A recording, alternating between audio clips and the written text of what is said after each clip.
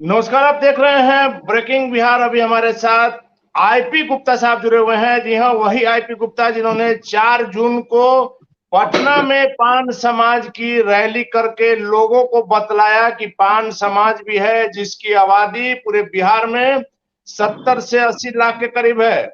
IP Gupta ji, जी 4 जून के पहले कोई जानता भी नहीं था कि पान समाज क्या है, कौन है। आपने इसकी न सिर्फ पहचान दिलाई, बल्कि उस दिन पटना की सड़कों को पान समाज के लोगों से भर दिया। जी जी, लड़ाई तो अस्तित्व की थी जी और हम लोग 75 बरस से अपने अस्तित्व को तलाश रहे थे। और अपने अस्तित्व को तलाशते तलाशते हम लोग पटना के सड़कों पे आ गए और उसको पाट दिए। जी हमें न सामाजिक स्तर पे कोई पहचान थी और 75 साल में राजनीतिक स्तर पे कोई पहचान रही नहीं हमारी। जी तो जब अपने अस्तित्व को पहचानने, अपने इतिहास को खोजने निकलते हैं तो जुनून आपके सर पे सवार हो जाता है। और हमने एक्सटेंसिव ट्रैवलिंग किया था, बिहार के हर एक कोने में, हर एक जिले में गए। और जो जी प्रवासी लोग थे, 5 प्रवासी अलग अलग शहरों, वहां तक हम लोग गए और इसको एक आंदोलन का रूप हमने दे दिया। और उसका नतीजा था कि आप देख सकेंगे कि 4 जून को पटना में हम लोग 45-50 डिग्री के टेम्परेचर में भी सड़कों पे जी जैसे इतनी लग रहा था। इतनी गर्मी में इतने लोग का आना, निश्चित तौर पर जो आजकल आप देखते होंगे कि रैलियों में भाड़े के लोग लाए जाते हैं, तो वैसे मौसम में ही सही पहचान हो पाती है कि कौन लोग अपने मन से आए हैं और कौन लोग भाड़े पर बुलाए गए। नहीं, मेरे लिए सबसे स्ट्राइकिंग पॉइंट यही था, जब हम लोग डिसीजन ले रहे थे, मीटिंग कर रहे थे, तो सारे लोगों ने ये कहा था कि आप ये जून में मत कीजिए, नवंबर दिसंबर में कीजिए। जून में टेम्परेचर 42-45 डिग्री रहेगा। और यही एक बात था, जब उन्होंने 45 डिग्री की बात कही तो मेरे लिए स्ट्राइकिंग पॉइंट यही था कि अगर हम 45 और 50 डिग्री में दिखा दिए तो हम अपने मेटल को दिखा देंगे पटना के शहरों पे। और वही 45 डिग्री की बात जो हमारी टीम के साथी ने कहा था कि इसको नवंबर में कीजिए, और वही मेरे लिए सबसे ल्यूक्रेटिव पॉइंट था, वही मेरे लिए सब बड़ा यूएसपी था कि हम 50 डिग्री टेम्परेचर भी रहेगा तो भी पटना की सड़कों को पाटेंगे। इसीलिए मैंने जून में किया उसको, 4 जून को। आईपी गुप्ता जी, आपने कहा कि सभी लोगों ने, सभी पार्टियों ने आजादी के इतने वर्षों के बाद भी पान समाज की उपेक्षा की। आखिर कौन लोग आपको ठगे? इतने साल तक जिस जाति की आबादी 70 से 80 लाख के करीब है, आपका दावा है कि 70 लाख से ज्यादा है, तो आखिर किन पार्टियों ने, आपने देखा, अगर आप गरीबों की बात करेंगे तो लालू प्रसाद यादव की पार्टी थी, इसके पहले कांग्रेस थी जिसमें आज भी आप हैं, मुख्यमंत्री नीतीश कुमार लगातार इतने साल से। आखिर किन लोगों ने आपको ठगा, या आप लोग को अपनी शक्ति का एहसास ही नहीं हुआ? नहीं, देखिए, एक्चुअली मैं आपको बताऊं कि जब मैं इतिहास को खंगालने लग गया पान समाज को, मैं तभी 10 वर्ष पहले राजनीति में आया हूँ, 8-9 वर्ष पहले। जी और जब मैंने कुछ चीजों को देखने की कोशिश की थी, क्या कारण है कि हमारे समाज के लोगों को प्रतिनिधित्व नहीं मिला, तो हमने पीछे जाके देखा तो देखा कि मेरे पास कोई इतिहास नहीं है। और जिस समाज का कोई इतिहास नहीं होता उसका भविष्य भी नहीं होता है। हमारे जी पास कोई कांशीराम का जैसा चेहरा नहीं, कोई शिवाजी नहीं, कोई बाला साहब ठाकरे नहीं, कोई महाराणा प्रताप नहीं, कोई लालू प्रसाद यादव नहीं, नीतीश कुमार जी नहीं। तो मुझे ये इन सारी चीजों को अपने लोगों को समझाने में लगा कि हमें एक चेहरे की निर्माण करनी है। और मैं राजनीतिक दलों को ज्यादा जिम्मेदार नहीं ठहराया, मैं अपने आप को ज्यादा जिम्मेदार ठहराया, अपने समाज को, कि हमने कभी आंदोलन नहीं की, हमने कभी ये दिखाने की कोशिश नहीं किया कि हमें मारक क्षमता है, हमने कभी याचक बने रहे, हमने आंख में आंख मिला के कभी बात करने की कोशिश नहीं की। और हमने ये जो बातें राजनीतिक दलों को जाना चाहिए था कि हम बिहार के विभिन्न जिलों में अलग अलग नामों से जाने जाते हैं, ऐसा प्रतीत होता था राजनीतिक पार्टी को कि सब अलग अलग जाति के लोग हैं, जबकि टाइटल अलग अलग थे। तो हमारे पास सरकार को ये बताने के लिए एक प्लेटफॉर्म चाहिए था कि हम 5 जाति के लोग अलग अलग जिला में अलग अलग नामों से जाने जाते हैं। और हमारा जो सबसे बड़ा स्ट्रेंथ था वो मेरी जनसंख्या था। तो आखिर उस जनसंख्या को मोबिलाइज कैसे किया जाए, जो सबसे बड़ा चुनौती था, जो हमारे समाज के इतिहास में कभी हुआ नहीं। तो आपके जो स्ट्रेंथ होते हैं उसको आप कैसे एक्सप्लोर कर सकते हैं, वही यूएसपी था 4 जून के लिए। जी आपका जो समाज है कई टाइटलों में बटा हुआ है, शर्मा से लेकर के कई टाइटलों में बटा। हमको लगता है कि कम से कम 5 से 7 टाइटल होंगे आपके समाज के। 25 से 26 टाइटल मैं आपको गिना दूं, आप कहें तो। 25 से तांती 26 तांती, ततमा, शर्मा, वर्मा, केसरी, शाह, महतो, मंडल, गुप्ता, मतलब कोई टाइटल बाकी नहीं है ये कोई टाइटल बाकी नहीं है। और अलग अलग जगहों में अलग अलग पॉकेट में है। ये अवतास है, ये सारी चीजें, सरदार हैं, हमारे जाति माते हैं। और उसके विभिन्न कारण रहे हैं इन सारी चीजों को, एक लंबी इतिहास है उसका। लेकिन हम जैसे बांका आप चले जाएं, बांका में गांव मंडल लिखाते हैं। अगर कोई नेता जाएगा तो बोलेगा क्या नाम है, तो बोले राजेंद्र मंडल। बोलेगा भाई ये कुर्मी है या ये गंगोता है या फिर कोई कुछ भी बोल सकता है, लोग कोयरी हैं, लेकिन वो बेसिकली पान है।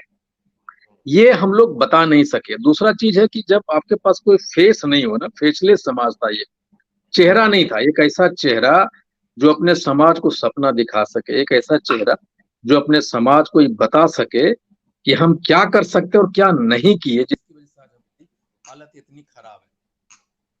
गुप्ता जी, आपने अपना जो सम्मेलन किया था 4 जून को, उसमें तेजस्वी यादव को बुलाया था।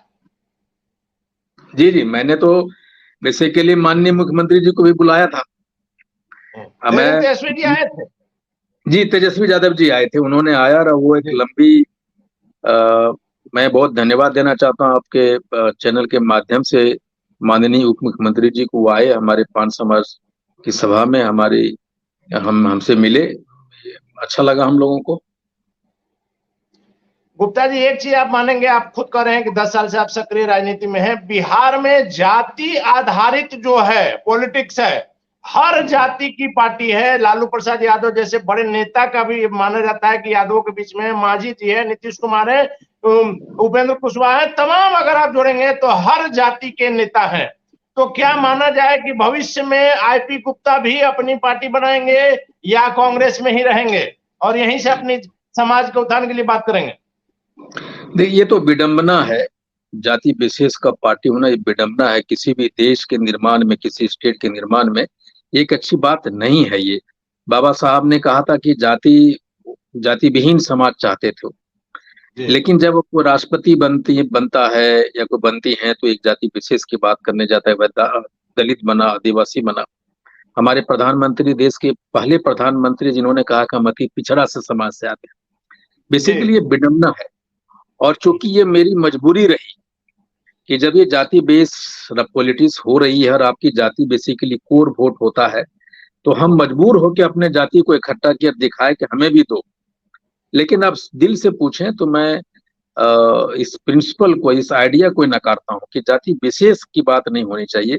एक समस्त समाज की और समेकित समाज की बात होनी चाहिए। लेकिन जहां तक पार्टी बनाने की बात होती है, पार्टी किसी विशेष जाति की होती नहीं, उसमें सभी जातियों की समाहित होना होता है।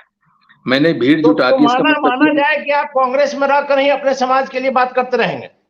बिल्कुल, कांग्रेस में रहूंगा और कांग्रेस से हिस्सेदारी बाकायदा मांगूंगा कि भाई हम पूरे समाज, पान समाज के लोग हैं आपके साथ, तो मुझे हिस्सेदारी दीजिए अपने आप स्ट्रक्चर में, जो आपका ऑर्गेनाइजेशन स्ट्रक्चर, उसमें मुझे रखिए।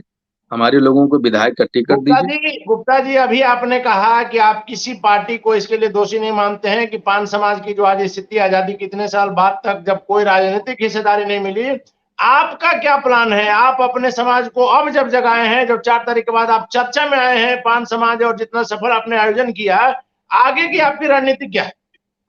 बस मेरा मैं अपने समाज के लोगों को नेता बनाना चाहता हूँ। मेरा विजन यही कि जब तक हम नेता नहीं बने, आपको खुद पहले बनना होगा। अच्छा, जेपी साहब, जेपी का नाम लीजिए, बाला साहब ठाकरे का नाम लीजिए, काशीराम का नाम लीजिए, तो एमपी एमएलए होना।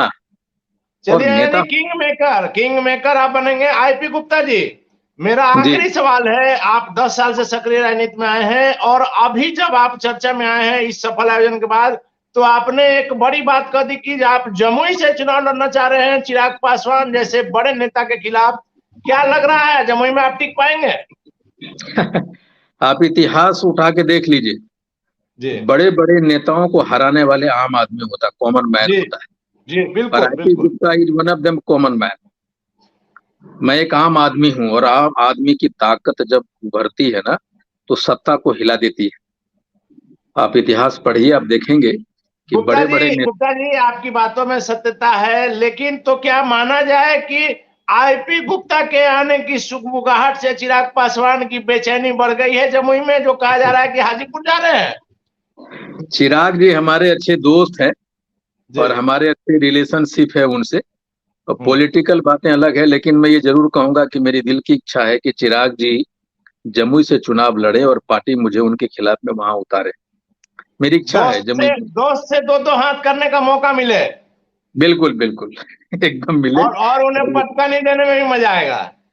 मैं पटकनी ने मैं जीतना चाहता हूँ, मैं किसी को हराने में विश्वास नहीं रखता, मैं तो जीतना निश्चित चाहता तौर पर, निश्चित तौर पर आप हराएंगे उनको, तभी आप जीत पाएंगे। हूँ नहीं, मैं जीतूंगा तो वो एक बात दूसरी होगी। मैं किसी को भी हराने में विश्वास नहीं करता, मैं जीतने में विश्वास करता हूँ। चलिए, धन्यवाद आईपी गुप्ता साहब। तो ये थे हमारे साथ आईपी गुप्ता जी, जिन्होंने 4 तारीख को पटना में जिस प्रकार की रैली की, पान समाज जिससे अभी तक लोग अनजान थे, न एक पहचान दिलाई, बल्कि ऐसा आयोजन किया कि पटना की सड़कों को पान समाज के लोगों से पाट दिया।